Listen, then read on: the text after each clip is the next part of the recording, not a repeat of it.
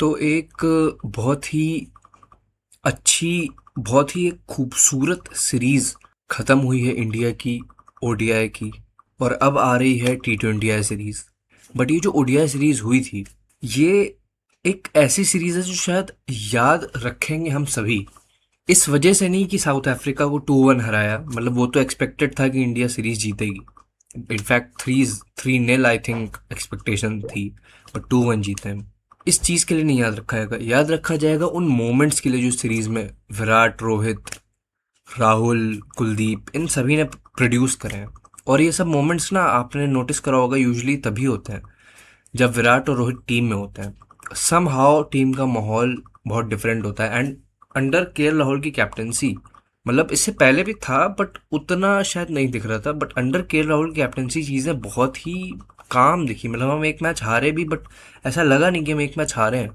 तो ये एक फीलिंग थी शायद, एक पॉजिटिव फीलिंग जो पता नहीं, मतलब पहले शायद उतनी नहीं आ रही थी। और इस सीरीज में ऑब्वियसली विराट ने रन्स बनाए, रोहित ने रन्स बनाए, तो वो एक अलग एडिशनल था उस पर। इसकी वजह से एक बहुत पॉजिटिव सीरीज थी। विराट ने 302 रन बनाए सीरीज में, 2 सेंचुरीज और एक not out half century. Rohit की भी आई थिंक 2 हाफ सेंचुरीज रही सीरीज में। सो आई थिंक एक सक्सेसफुल सीरीज थी प्योर एंटरटेनमेंट पर्पज से। और ऋतुराज गायकवाड़ ने भी बाय द वे एक 100 लगाया था। मतलब ये सीरीज वैसी रही कि इस सीरीज को आप जल्दी भूलोगे नहीं। शायद एक टाइम बाद भी जब विराट रोहित रिटायर हो जाएंगे, तब भी हम याद करेंगे कि इस एज में भी आकर जो माहौल बना के दिया उन दोनों ने सीरीज में, that tells you lot. Moving on to the T20I series. T20I series में हमारे पास स्क्वाड है ही। मैच स्टार्ट हो रहे हैं। एक बार ना मैं T20 सीरीज में बता देता हूँ कि आई थिंक क्या 11 हमें ज़्यादा देखने को मिल सकती है। आई नो चेंजेस भी होंगे T20 सीरीज में, बट स्टिल जो मेन 11 है वो क्या हो सकती है। एंड ये 11 कहीं ना कहीं वर्ल्ड कप में भी रिफ्लेक्ट करेगी, क्योंकि सारे मेन प्लेयर्स हमारे पास इस सीरीज में अवेलेबल है। हार्दिक पांड्या भी वापस आ चुके हैं। सो आई थिंक अब हमें मेन 11 दिखते हुए नजर आएगी। सो क्या हो सकती है वो 11, अब ये बताता हूँ मैं आपको। तो 11 पे जाने से पहले मैं एक बारी बता देता हूँ कि ये मैच ना कटक में हो रहा है, कटक के बाराबाती स्टेडियम में। और यहाँ पर इंडिया साउथ अफ्रीका से अपने पिछले 2 गेम्स हारी है। तो उस स्ट्रीक को तोड़ने की भी एक चाह होगी मेरे ख्याल से। और उस पिच की बात कर लें जो यूज़ होती है इस पिच पे यूजली, वो एक रेड सॉयल बेस की पिच होती है, एकदम नई रेड सॉयल। ठीक है, और ये थोड़ा सा ना वानखेड़े में भी आपने देखा होगा ऐसी पिचेस ही होती हैं। तो वानखेड़े जैसा ट्रैक होगा, मतलब कि रन्स होंगे, थोड़ा बहुत पेसर्स को हेल्प हो सकती है initially, but all together runs होने वाले हैं इस पिच पे और इस मैच में। और आई थिंक ये 200 के अराउंड की विकेट होने वाली है। अब हम 11 की भी बात कर लेते हैं। तो स्क्वाड में हार्दिक पांड्या की वापसी हो चुकी, तो वो तो डायरेक्टली प्लेइंग 11 में आ जाएंगे। तो मैं ऊपर से स्टार्ट करता हूँ। ओपनर्स हमारे शुभमन गिल और अभिषेक शर्मा होंगे, ये तो हमें पता ही है। नंबर 3 और 4 पे सूर्य कुमार यादव एंड तिलक वर्मा होंगे, ये भी कंफर्म ही है। मेन कहानी उसके बाद की है कि संजू सैमसन आ सकते हैं क्या, नहीं आ सकते हैं पता नहीं, क्योंकि आगे हार्दिक पांड्या तो होने ही वाले हैं। ठीक है, हार्दिक पांड्या और अक्षर पटेल ये तो होने ही वाले हैं, नंबर 5 या 7 जो भी रखना हो आपको। ठीक है, अब बात यहाँ पे एक पोजीशन की है, that is the wicket keeper की पोजीशन। क्या वहाँ पे जितेश शर्मा होंगे या फिर संजू सैमसन? अगर मैं अपनी ओपिनियन दूं, क्योंकि अभी तक संजू सैमसन को भी ट्राई करते हुए देखा है हमने, गौतम गंभीर को, और जितेश शर्मा को भी लेटेस्ट मैचेस में ट्राई करा गया था। परफॉर्मेंस दोनों की ही कहीं ना कहीं अच्छी रही है, बट एक प्रॉब्लम जो है वो ये है कि संजू सैमसन इज बेसिकली ऊपर का प्लेयर। ठीक है, नंबर 4 से नीचे आप संजू सैमसन को नहीं खिलाना चाहोगे, क्योंकि वो उनकी बेस्ट पोजीशन नहीं है।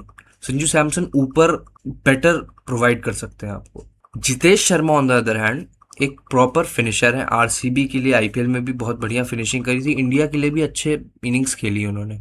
तो आई थिंक जितेश शर्मा को इंडिया को एज अ फिनिशर रखना चाहिए। And I think Jitesh Sharma शायद विकेट कीपर हो सकते हैं।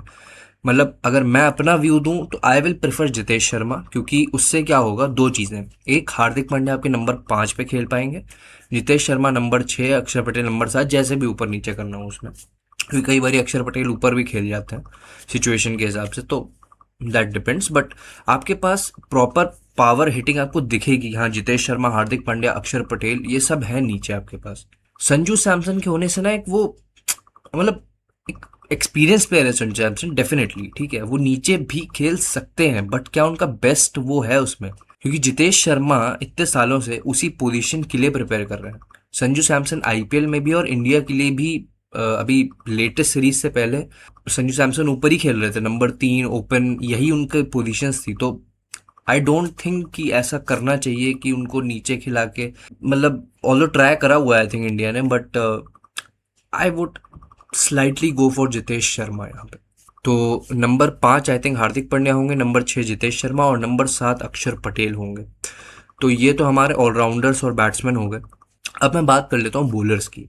देखो, यूजुअली जो मैचेस होंगे इस सीरीज में भी और वर्ल्ड कप में भी, हमें कहीं ना कहीं आई थिंक अक्षर पटेल और वरुण चक्रवर्ती और शायद कुलदीप यादव तीनों ही एक साथ दिखेंगे बॉलिंग करते हुए। तो ऐसे में दो स्पिनर तो आई थिंक जो बचे हुए बॉलर्स हैं उनमें से दो तो स्पिनर ही होंगे, that is Varun Chakravarthy and Kuldeep Yadav.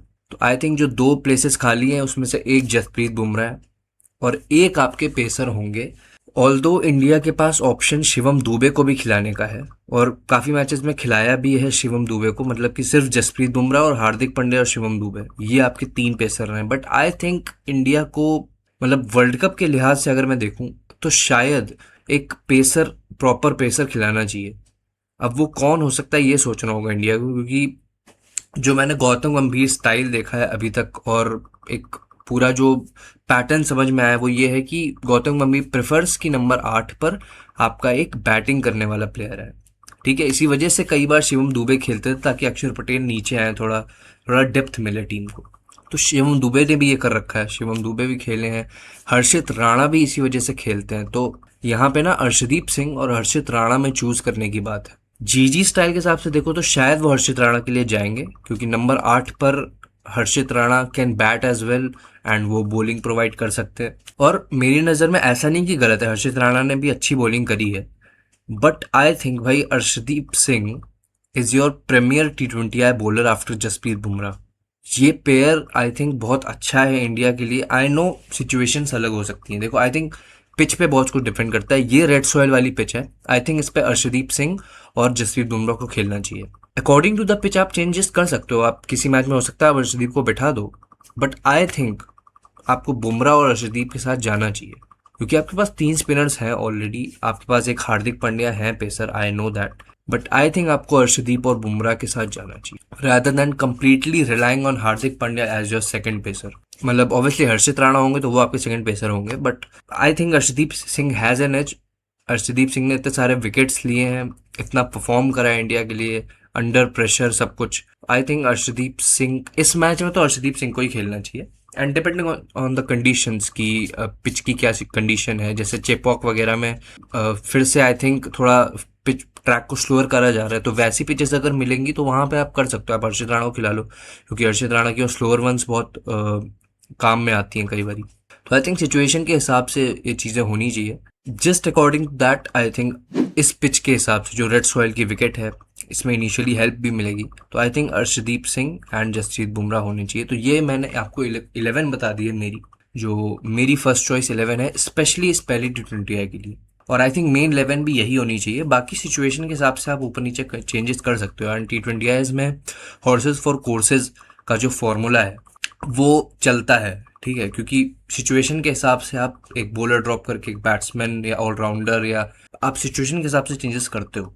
तो आई थिंक यही होना चाहिए, एक प्योरली ये नहीं होना चाहिए कि आप बस हर्षित राणा को खिला रहे हो क्योंकि बैटिंग कर सकते हो। ये मेरा पॉइंट ऑफ व्यू है, आप लोगों का अलग हो सकता है, गौतम गंभीर का ऑब्वियसली अलग हो सकता है, बट आई थिंक ऐसा होना चाहिए। बाकी आई थिंक मज़ा आएगा इस T20 सीरीज़ में। आई होप सूर्य कुमार यादव बड़ी इनिंग्स खेले, क्योंकि लास्ट जो सीरीज हुई थी आई थिंक ऑस्ट्रेलिया के अगेंस्ट, उसमें स्काई ना वो बड़ी इनिंग आ नहीं पाई। तो आई थिंक ये जो सीरीज है, इस सीरीज में मेरी प्रिडिक्शन है कि सूर्य कुमार यादव की एक बड़ी इनिंग तो आ रही है, पक्का पक्का आ रही है।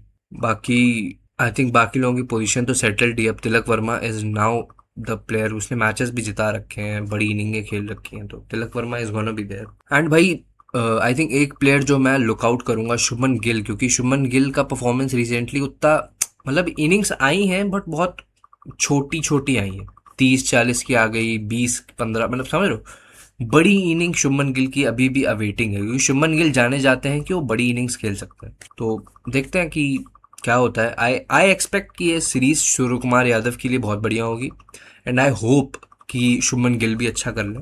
बाकी बहुत लोग बोलेंगे कि संजू सैमसन फिर से हुक कर दिए जाएंगे, उनकी जगह नहीं बनेगी। देखो यही रियलिटी है, टफ है इंडियन टीम में जगह बन पाना किसी का भी। संजू सैमसन तो कब से ट्राई कर रहे हैं, बीच में ओपनर भी बन गए थे इंडियन टीम के, बट अल्टीमेटली शुभमन गिल वापस आए, उनको ओपनर बनाया गया। ये चीज़ें एक्सपेक्टेड भी थी कहीं ना कहीं, क्योंकि एक डाउट था कि क्या इस चीज़ के साथ फर्म रहने वाले हैं, क्या इस चीज़ के साथ बिल्कुल हार्ड रहने वाले हैं कि नहीं संजू सैमसन ओपनर। वो हमें इवेंचुअली पता चली गया कि शुभमन गिल ही ओपनर है। अब ये देखने वाला होगा कि शुभमन गिल का परफॉर्मेंस कैसा हो सकता है, क्योंकि अगर शुभमन गिल ने अच्छा परफॉर्म नहीं करा तो हो सकता है कि संजू सैमसन को उस स्पॉट पे जगह मिल जाए। And I am not joking, I know Shubman Gill को फेवर करा जाता है बिकॉज ऑफ द फ्यूचर जो आगे है, बट ऐसा हो सकता है कि अगर शुभमन गिल परफॉर्म ना करे तो संजू सैमसन को ओपनिंग स्पॉट मिल सकता है। बट मैं ये नहीं कहूँगा कि मैं ऐसा होप कर रहा हूँ कि ऐसा हो, नहीं। आई होप कि शुभमन गिल अच्छे रन्स बनाए, क्योंकि इंडिया का फ्यूचर उन्हीं पर है, शुभमन गिल पर ही है। तो लेट्स सी क्या होता है। और ऐसी और क्रिकेट की वीडियोस और फुटबॉल की भी वीडियोस देखते रहने के लिए इस चैनल को सब्सक्राइब करना और बेल आइकन दबा देना, वीडियो लाइक कर देना, और अपने थोड़े ओपिनियंस बताना इंडियन टीम के 11 के बारे में। आपको क्या लगता है, कोई डिफरेंट ओपिनियंस या फिर सेम ओपिनियन, जो भी लगता हो। और बाकी तो कीप वॉचिंग।